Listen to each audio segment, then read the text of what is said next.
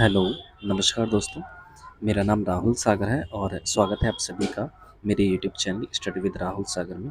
देखिए बिहार शिक्षक भर्ती एक बिहार से रिलेटेड केस था बीएड वर्सेस बीटीसी का मामला, जिसमें क्या था कि इस केस को समझ लेते हैं। दीपांकर गौरव सिंह के द्वारा एक एसएलपी डाली गई थी बिहार शिक्षक भर्ती को लेकर के, बीएड वालों को 1 टू 5 मतलब कि पीआरटी में शामिल करने के लिए। तो उस केस से लेकर के एक बहुत ही बड़ी अपडेट निकल कर के आ रही है। उसको मैं बताऊं तो वो क्या था।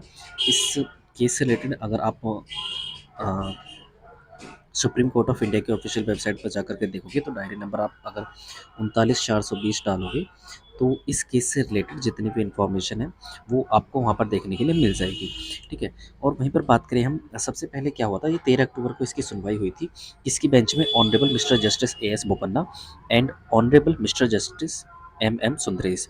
तो उस दिन जब सुनवाई हुई थी तो उसके बाद इस केस को 20 अक्टूबर को लिस्टेड किया गया था। फिर उसके बाद 30 अक्टूबर इसकी डेट एक्सटेंड हुई। फिर उसके बाद अब क्या हुआ, ये 3 अक्टूबर को, सॉरी 3 नवंबर को इसको लिस्टेड किया गया है।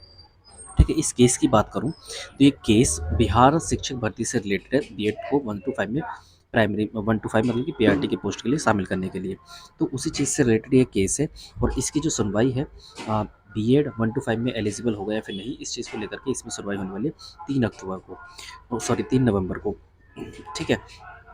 तो इसमें हुआ क्या था, दीपांकर गौरव जी के द्वारा ये एसएलपी लगाई थी। ये किस लिए लगाई गई थी कि जब बिहार के द्वारा एडवर्टाइजमेंट दिया गया था, जब इनविटेशन आवेदन पत्र करने के लिए बोला गया था, तो उस टाइम पर क्या था, बीएड वाले 1 टू 5 के लिए एलिजिबल थे।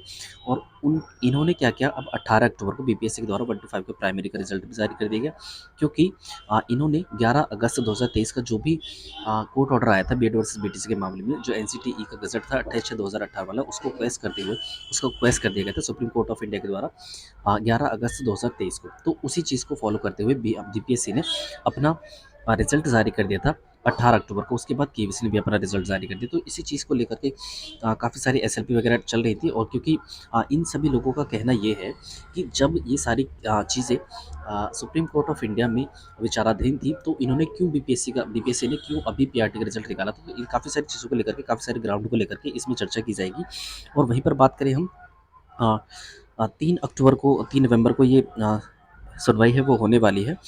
ये जो केस पहले था, काफ़ी सारी चीज़ों को लेकर के इसमें पहले भी चर्चा की गई थी, लेकिन इसमें क्या हुआ है, अब जो है ये केस जस्टिस अनिरुद्ध बोस जी की बेंच में ट्रांसफ़र कर दिया गया था 13 अक्टूबर को ही।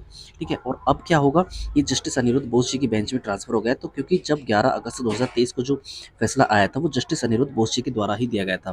ठीक है ना। उस पर जो कोर्ट ऑर्डर आया था एनसीटीई के गजट को जो क्वेश कर दिया गया था राजस्थान के बाद सुप्रीम कोर्ट ऑफ इंडिया के भी, तो ये जो फैसला लिया गया था वो जस्टिस अनिरुद्ध बोस जी के द्वारा ही लिया गया था।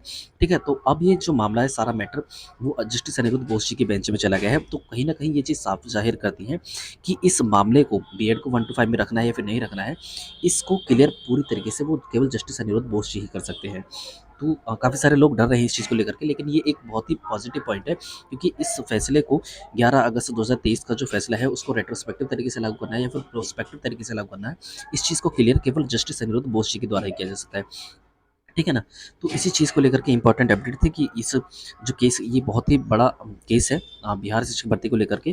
ठीक है ना। तो ये इसकी जो सुनवाई है पहले 20 अक्टूबर थी, फिर उसके बाद क्या हुआ 30 अक्टूबर हुई, और फिर उसके बाद अब 3 नवंबर को इसकी सुनवाई होने वाली है। ये बहुत बड़ी सुनवाई है। ठीक है ना। तो इसी चीज़ को लेकर के चीज़ बात करने वाला था। तो अब ये जस्टिस अनिरुद्ध बोस जी की बेंच में सुना जाएगा मामला। काफ़ी सारे और भी केस हैं, मतलब 1-2 और भी केस हैं जो जस्टिस अनिरुद्ध बोस की बेंच में ही ट्रांसफ़र कर दिए गए हैं। और इस चीज़ का एक पॉजिटिव पॉइंट ये ही है, क्योंकि जब जस्टिस अनिरुद्ध बोस जी के द्वारा ये फैसला किया गया है, 11 अगस्त 2023 को जो फैसला आया था एनसीटीई के गज़ट को रद्द करने को लेकर के, जब इसको जस्टिस अनिरुद्ध बोस जी के द्वारा दिया गया है, तो इसको क्लियर भी वही कर सकते हैं कि रेट्रोस्पेक्टिव या प्रोस्पेक्टिव तरीके से लागू करना है। ठीक है। तो चलिए दोस्तों, यही थी हमारा आज की वीडियो। आई होप आपको वीडियो पसंद आएगी। वीडियो पसंद आई तो प्लीज़ वीडियो को लाइक, शेयर और सब्सक्राइब कर दीजिए चैनल को। Thanks and thanks for watching.